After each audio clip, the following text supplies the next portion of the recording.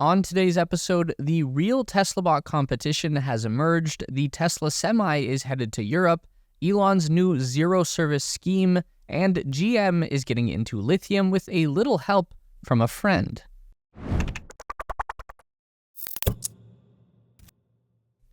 The first real competitor for Elon Musk's Optimus humanoid robot has emerged, and this newcomer is already being hailed by many as the end of the Tesla bot. Could it be true? Let the bot battle begin. This is Figure 1. It looks like your average humanoid robot. It moves its arms like an above-average humanoid robot, but it doesn't talk like a robot. Figure 1 talks like a real person. And that's because the real reason this robot is making headlines right now comes down to a secret weapon. Figure 1's synthetic brain is powered by OpenAI. The company has created a speech-to-speech reasoning model that leverages ChatGPT to give this robot the ability to understand human speech and reply in a conversational tone that is eerily similar to the way a person would talk. It even does the occasional and ah, and even stutters a little bit sometimes in its response, just like a person, which is freaky, although he is a bit slow on responses, so you're not going to have a stimulating conversation just yet. The robot voice isn't even the most impressive part of the demo. OpenAI has also created a computer vision logic model that allows the robot to see and understand its own environment and then make decisions based on what it can see and what it is asked to do. So the man in this video asks for something to eat, and Figure 1 hands him an apple, then later explains that the apple was the only edible item he had available, so that's why he chose it. This is not something that your average robot can do. This is pretty special. So when you see a Boston Dynamics Atlas doing crazy parkour moves, that robot isn't freestyling their way through the course the way that a human athlete would. Atlas is just executing a very meticulously pre-programmed routine that was written out in computer code. Or when you see a barista bot making lattes, that's because the robot is running a specific program for making that specific drink. If you tried to order something off menu, the bot wouldn't know what you were talking about. But Figure 1 doesn't run on code, he runs on a neural network, the closest thing we have to a real human brain. It's also worth noting that Figure is not only backed by OpenAI, but also by recently recrowned richest man in the world, Jeff Bezos, and the world's hottest chip maker, NVIDIA. So there are some very big guns on this side. Now let's bring Optimus into the ring. In theory, the Tesla bot can do everything that the Figure 1 is doing in terms of neural network-based logic and object recognition. But it's not as easy to tell because Optimus doesn't talk, so he can't explain what he's doing or why. This is where OpenAI saw their opportunity, and they took it. There is nothing particularly special about the way Figure 1 moves. We've all seen really impressive robotics demos by now. It's no big deal anymore. The Tesla bot appears to have much smoother and more precise action in the arms and fingers. It walks better than Figure 1, but this is the first time we've ever seen a robot that appeared to be genuinely self-aware. It really drives home the humanoid side of things. Could this be the real reason Elon Musk jumped into a new lawsuit against OpenAI last week? Now, that's not to say that the Tesla bot couldn't talk if Elon wanted him to. Tesla has their own secret AI weapon, and that's Elon Musk's X.AI company, which has their very own large language model chatbot called Grok. Grok doesn't have anywhere near as much development time as ChatGPT, but the X.AI language model does have real-time access to the entire X platform, formerly known as Twitter. So that is a significant advantage, particularly in training conversational language. So what comes next? Well, I wouldn't be surprised if we hear Optimus start talking back to us very soon. Elon Musk has revealed that Tesla Semi production is coming to Europe eventually. Here's the deal. What Elon said was, quote, "I think it makes sense to produce the Tesla Semi in Europe in Gigafactory Berlin." Which is true, that would be a great idea because it would give the Tesla Semi a whole new market for expansion, and Europe has actually been very receptive to the idea of electric heavy trucking, much more so than the USA, that's for sure. But a great idea is only half the battle. Is this something that Tesla can actually make into a reality? First, a bit of context. Elon's comment was made during the reopening of the Gigafactory in Berlin, which came back online a week after eco-terrorists attacked fundamental infrastructure and knocked out power to the entire factory and surrounding area.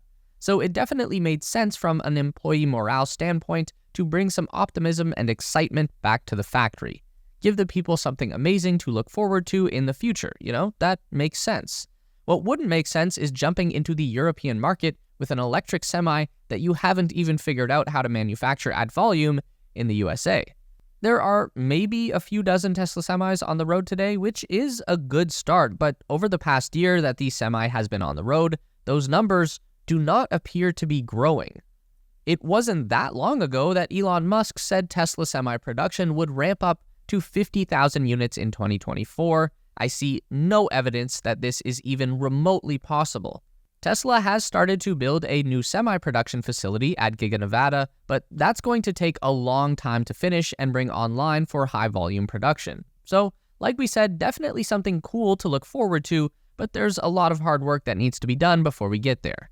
According to a new job posting, Tesla wants to eliminate vehicle service from their business model, or at least that appears to be their goal as the company searches for a new senior manager on a program called Zero Service.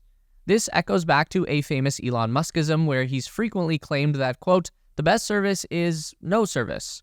From what we can see in Tesla's job posting, the Zero Service program will work to identify and eliminate the reasons for Tesla cars to require service.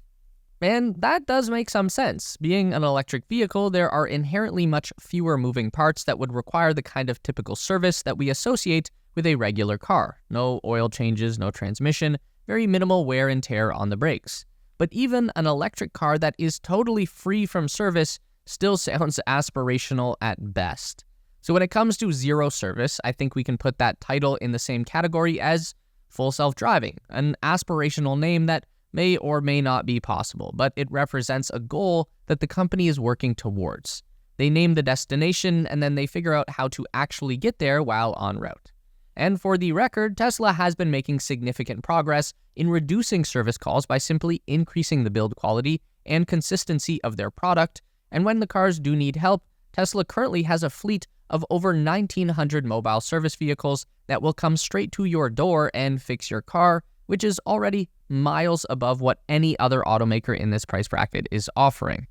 As the United States of America look to invest in the domestic production of essential materials, President Biden is once again leaving Tesla in the dust for General Motors. As the development of one of the largest lithium extracting facilities begins in Nevada, General Motors has gotten involved early with a nearly $1 billion takeover of Lithium America. This will essentially lock in their access to crucial resources that are required to make EVs. It's probably not a coincidence that after GM announced their involvement in the project, President Biden and his administration quickly followed suit. In a move to protect American national interests and safety, the U.S. Department of Energy has sent a $2.26 billion loan to help finance a lithium carbonate processing plant in Nevada. This comes at a time in which the United States has become more insistent on domestically producing critical infrastructure as tensions with the Chinese Communist Party continue to rise. This was confirmed in a statement by the Department of Energy's Loan Programs Office, as they said, developing this project will strengthen domestic battery supply chains and reduce reliance on unreliable foreign sources. Once the facility is up and running, it will become North America's largest source of lithium for electric vehicle batteries, a massive moment for the future of electric cars in North America as tensions between the West and China grow.